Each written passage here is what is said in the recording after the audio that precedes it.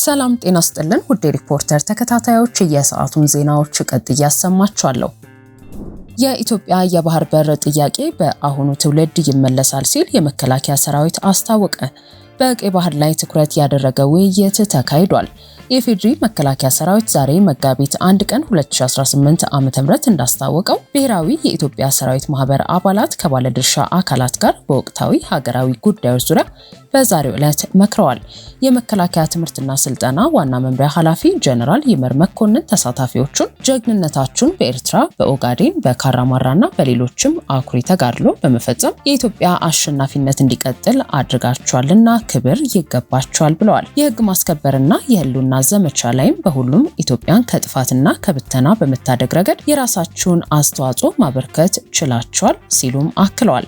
ኢትዮጵያና ቀይ ባህር የማይነጣጠሉ ናቸው ያሉት ጀነራል ይመር መኮንን ኢትዮጵያ በቀይ ባህር ላይ ያላት ጥያቄ ከሉዓላዊነትና ከብሔራዊ ህልውናዋ ጋር የተጋመደ ታሪካዊና ተፈጥሯዊ መብት መሆኑ ሊታወቅ እንደሚገባ አጽንኦት ሰጥተዋል ሲል የሰራዊቱ ገጽ አመላክቷል።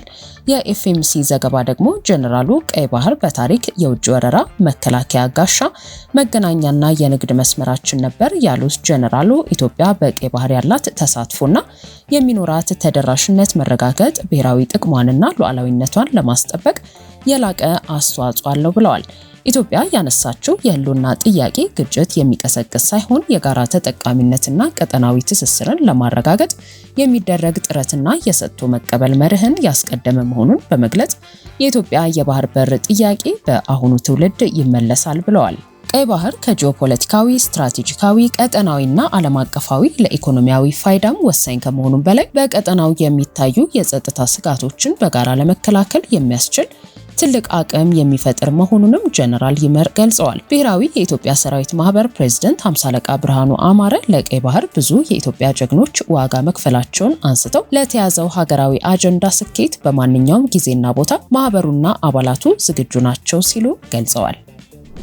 የንግድና ቀጠናዊ ትስስር ሚኒስቴር ወቅታዊ የዓለም የነዳጅ ዋጋን መነሻ በማድረግ አዲስ የነዳጅ ምርቶች የችርቻሮ መሸጫ ዋጋ ተመን ይፋ አደረገ። ሚኒስቴሩ ይፋ ያደረገው አዲስ የነዳጅ ምርቶች የችርቻሮ መሸጫ ዋጋ ተመን ከነገ መጋቢት 2 ቀን 2018 ዓ.ም ከቀኑ 8 ሰዓት ጀምሮ ተግባራዊ እንደሚሆን አስታውቋል። ሚኒስቴር መስሪያ ቤቱ ወቅታዊ የዓለም የነዳጅ ዋጋን መነሻ በማድረግ ባዘጋጀው አዲሱ የነዳጅ ምርቶች መሸጫ ተመን መሰረት 1 ሊትር ቤንዚን በ132 ብር ከ18 ሳንቲም ለግብይት እንዲቀርብ ወስኗል። ይህም ማለት አሁን ባለው የ1 ሊትር ቤንዚን ዋጋ ላይ የ10 ብር ጭማሪ ተደርጎበታል። ከዚህም በተጨማሪ በአዲሱ ተመን መሰረት ኬሮዚን 146 ብር ከ14 ሳንቲም፣ ነጭ ናፍጣ 139 ብር ከ84 ሳንቲም፣ ቀላል ጥቁር ናፍጣ 137 ብር ከ3 ሳንቲም፣ ከባድ ጥቁር ናፍጣ 133 ብር ከ45 ሳንቲም እና የአውሮፕላን ነዳጅ 145 ብር ከ23 ሳንቲም እንዲሸጥ ተወስኗል። ለህዝብ መዝናኛ የተዘጋጀን ይዞታ ላልተገባ አካል በሙስና ሰጥተዋል የተባሉ አመራሮችን ጨምሮ 30 ተጠርጣሪዎች ተከሰሱ።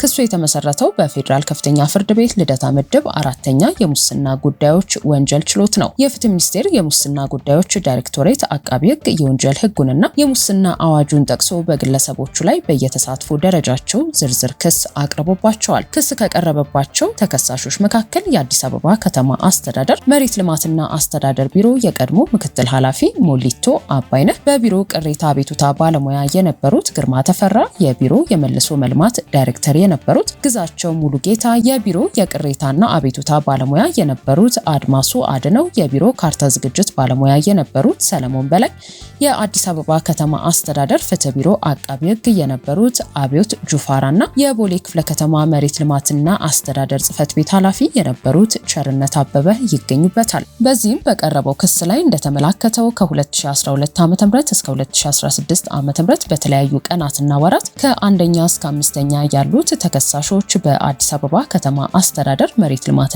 አስተዳደር ቢሮ ውስጥ አመራርና ባለሙያ ሆነው ሲሰሩ እንደነበር ተመላክቷል። 6ኛ ተከሳሽ የከተማው ፍትህ ቢሮ ውስጥ አቃቢ ህግ ከ7ኛ እስከ 15ኛ ተራ ቁጥር ላይ የተጠቀሱት ተከሳሾች ደግሞ በቦሌ ክፍለ ከተማና በክፍለ ከተማው ወረዳ 13 ውስጥ በተለያዩ ደረጃዎች ተመድበው በሚሰሩበት ጊዜ ከ16ኛ እስከ 19ኛ ተራ ቁጥር ላይ ከተጠቀሱት ተከሳሾች ጋር በጥቅም መተሳሰራቸው በክሱ ተጠቅሷል።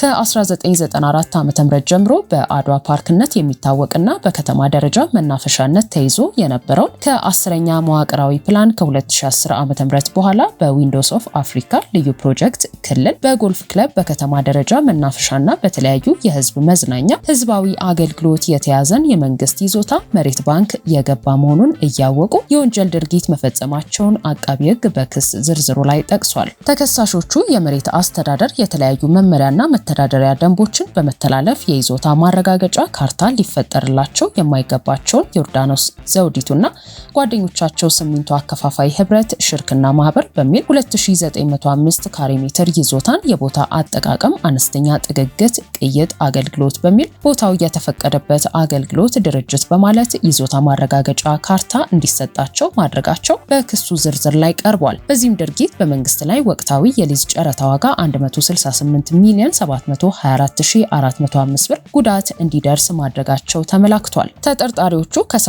ሚሊዮን ብር በላይ ገንዘብ ምንጩ እንዳይታወቅ እንዲሁም ወንጀል ፈጻሚው ከህግ ተጠያቂነት እንዲያመልጥ ለማድረግ ገንዘቡን በባንክ ሂሳባቸው በተለያየ መጠን ለሌሎች ቀሪ ተከሳሾች ያስተላለፉና የተጠቀሙ መሆናቸው ተጠቅሶ በዋና ወንጀል አድራጊነት በወንጀል የተገኘ ንብረት ወይንም ገንዘብ ህጋዊ አስመስሎ ማቅረብ ወንጀል ተከሰዋል። ፍርድ ቤቱ ክስ ከቀረበባቸው ተከሳሾች መካከል ለ13ቱ ክስ እንዲደርሳቸው ያደረገ ሲሆን ክሱ የደረሳቸው የክስ መቃወሚያ ካላቸው ለመጠባበቅና ያልቀረቡት ለመጠባበቅ ለመጋቢት 15 ቀን 2018 ዓ.ም ተለዋጭ ቀጠሮ መስጠቱን ፋና ዘግቧል።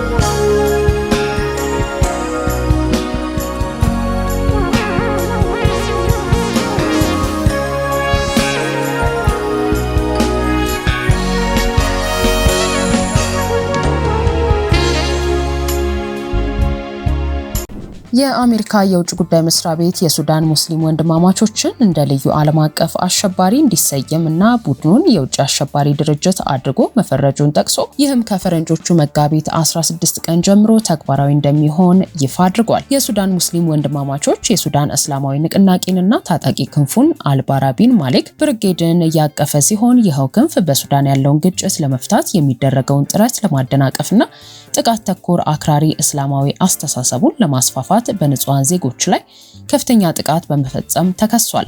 አመጣጡም የቀድሞው የኦማር አልበሽር መንግስት አጋር ከሆነው የሱዳን መከላከያ ሰራዊት እንደሆነ ነው የሚገለጸው። ከሌሎች በሱዳን ካሉ የታጠቁ ሚሊሻዎች ጋር በመሆን በሱዳን የእርስ በርስ ጦርነትን ለማቆም በሚደረገው ጥረት ላይ ከፍተኛ እንቅፋት ከመሆኑም በላይ ግጭቱን ለመፍታት የሚደረገውን ጥረት በማደናቀፍ ተደጋጋሚ ክስ ሲቀርብበት ቆይቷል። የሱዳን ጦር ኃይል ከፈጥኖ ደራሽ ኃይሉ ጋር በሚያደርገው ጦርነት ከ20 ሺህ በላይ ተዋጊዎችን አሰልፏል። ተዋጊዎቹ በኢራን እስላማዊ አብዮታዊ ዘብ የሚሰጥ ስልጠናና የጦር መሳሪያ ድጋፍ እንደሚያገኙ የሚገለጽ ሲሆን የሀገሪቱ ጦር ኃይል ተዋጊዎች ከፈጥኖ ደራሽ ኃይሉ ጋር ግንኙነት አላቸው ተብለው በሚታሰቡ ሰዎች ላይ በሚፈጸም ያለ አግባብ እስራት፣ ስቅይትና ያለ ፍርድ ግድያ ድርጊቶች ተሳትፈዋል። የሱዳን ሙስሊም ወንድማማቾች በሱዳን ፖለቲካና የአሁኑ ጦርነት ውስጥ ትልቅ ሚና ያለው እስላማዊ እንቅስቃሴ ነው። እንቅስቃሴው በ1940ዎቹ በግብጽ ሙስሊም ወንድማማቾች ተጽዕኖ በሱዳን ዩኒቨርሲቲዎች ውስጥ ተማሪዎችን በማደራጀት የተጀመረ ሲሆን ዓላማው በሱዳን ውስጥ በሸሪዓ ሕግ የሚመራ እስላማዊ መንግስት መመስረት ነው።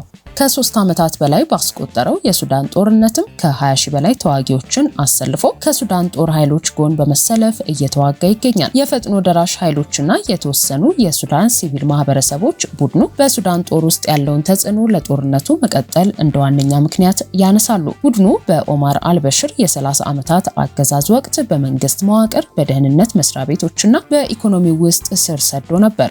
አሁን በጦርነት ውስጥ የገቡት የሱዳን ጦር እንዲያሸንፍ ብቻ ሳይሆን የቀድሞውን የፖለቲካና የኢኮኖሚ የበላይነታቸውን ለማስመለስ ጭምር እንደሆነ ይነገራል። የዚህ ቡድን ዳግም መጠናከርና ከኢራን ጋር ያለው ወታደራዊ ግንኙነት ለጎረቤት ሀገራት ማለትም ለኢትዮጵያ፣ ለግብጽና ለሳውዲ አረቢያ ትልቅ ስጋት እንደሆነም ነው ጉዳዩን በቅርበት የሚከታተሉ ተንታኞች የሚገልጹት። በተለይም በታጣቂዎች ዘንድ አክራሪ እስላማዊ አስተሳሰብ እየጠነከረ መሄዱ የቀይ ባህር አካባቢን የጂኦፖለቲካዊ ውጥረት ሊያባብሰው እንደሚችል ይገለጻል። ውድ ሪፖርተር ተከታታዮች የሰዓቱ ዜናዎቻችን እነዚህ ነበሩ። ስላደመጣችሁን ከልብ እናመሰግናለን። ዘመኑ የፍጥነት ነው።